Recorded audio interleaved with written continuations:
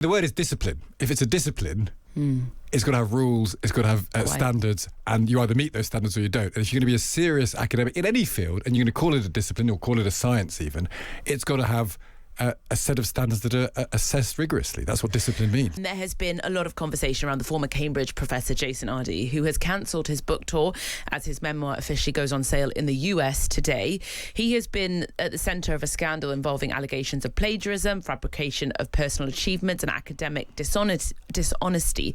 Now, Jason Arday is a professor of sociology, and there were concerns in academia that the reputation of the field of the study of sociology has been damaged. Now, Alice Sullivan joins me now. She's Professor of Sociology at UCL. Very good morning to you, Alice. Good morning. I want to have this conversation and be very mindful that at the heart of this conversation is someone who has been, regardless of kind of what's been proven and what hasn't been proven, who has been at the centre of intense scrutiny. And I think it's important that we address how we talk about that carefully, because someone is at the heart of this who is dealing with their mental health and the impact of everyone looking at them and talking about them.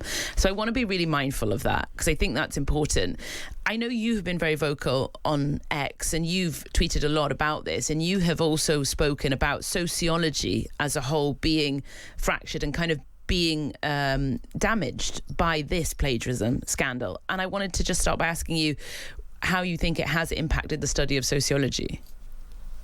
Yeah, well, I think it's not just a plagiarism scandal, and in a way, the heart of it is actually a scandal of low standards.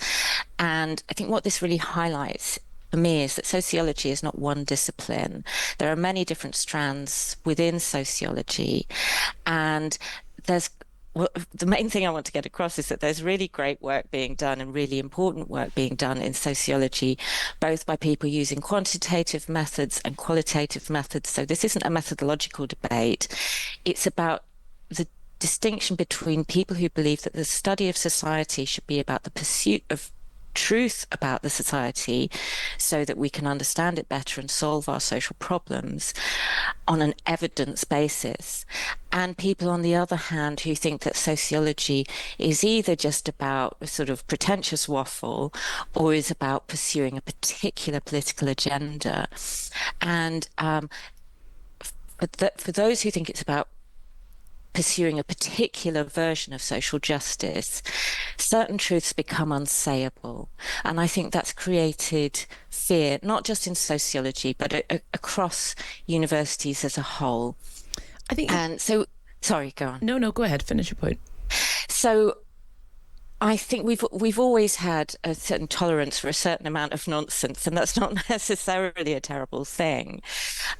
Maybe we've been too tolerant and too polite of nonsense in sociology, but that kind of addition within the last decade or so of fearfulness of criticising, because you could be accused of racism, you could be accused of transphobia, it's exacerbated this. Well, I wanted to just look into that. What exactly is not being studied in sociology, or is not being said in sociology? What are people tiptoeing around that they don't want to say? Is it conversations about race? Is it conversations about trans people or the trans community? Is that what people are not wanting to talk about? I think both of those. And I mean, from my point of view, obviously, I'm a social scientist who has spent the last few years arguing that we should be allowed to collect data on sex. Now, if you had told me 10 or 15 years ago that I was going to be spending years doing that, I would not have believed you, because it was such a taken for granted. You know, of course, we always use sex in all our data analysis, but all of a sudden it became deemed transphobic to talk about sex. I think there is a bigger problem that if you potentially you have findings that don't go with the flow of a particular narrative that's fashionable in whatever area it is, that you might find it difficult to be published, that you might be vilified. And all of these things just make people very, very careful. And what we really need, I think, is a much more robust climate where people are willing to turn around and say, actually, you know, you've just published a paper and I think it's complete rubbish. And that's... If we had that kind of climate, then I think Jason Arday, and I take your point, let's not personalise it about him. He was only possible within a climate where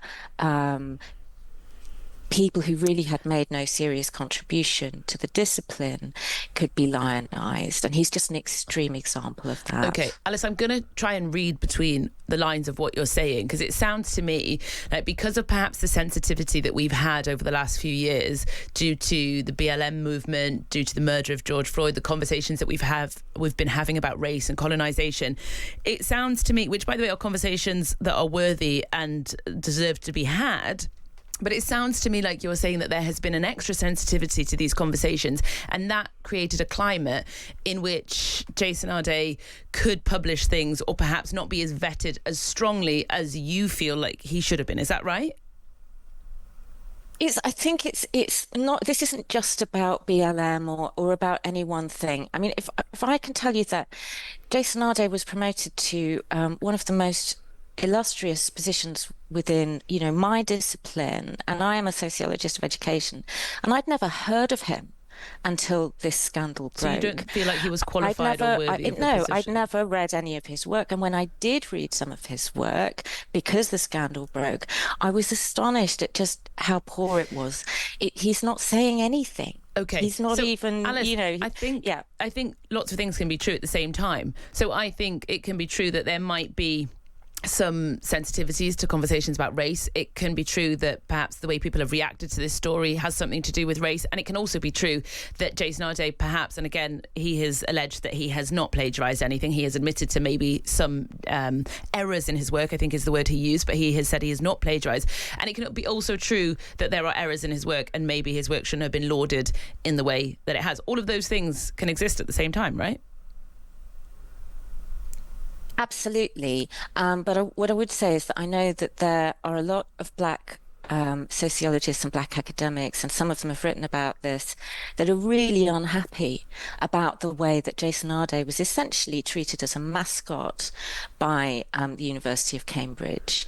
And many people feel that that in itself is racist and disrespectful to all the many Black academics who do really serious work, both in sociology and across the disciplines.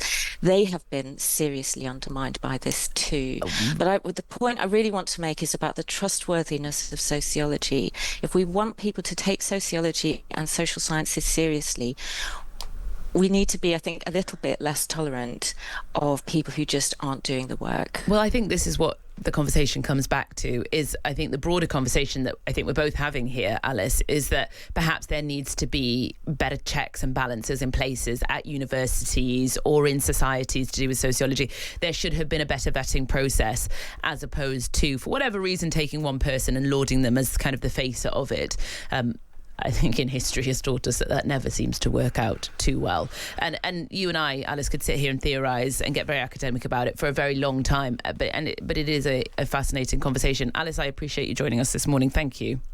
Thank you. Bye. Alice Sullivan, Professor of Sociology at UCL. I mean, the word is discipline. If it's a discipline, it's got to have rules, it's got to have standards, and you either meet those standards or you don't. And if you're going to be a serious academic in any field, and you're going to call it a discipline or call it a science even, it's got to have a set of standards that are assessed rigorously. That's what discipline means. And I always find it quite interesting, because then I wonder why we don't talk enough about the university or the publisher, their responsibility for either publishing false things or promoting. Well, I think Cambridge has an awful lot to answer for. Cambridge is supposed to be the best university, or the top 2 universities in the country. It's supposed to have rigour. Rigour is the word. When you hear about academia, you want to hear the word rigour, and they don't have any.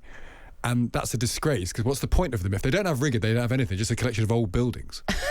And dusty books. And so, well, we'll see where they get. I mean, and you're right, they've not really answered to that yet. I've not heard anyone from Cambridge. Where's the Chancellor at Cambridge talking about this? Yes, and it feels like that's where the focus should be. I think that's where it should go to.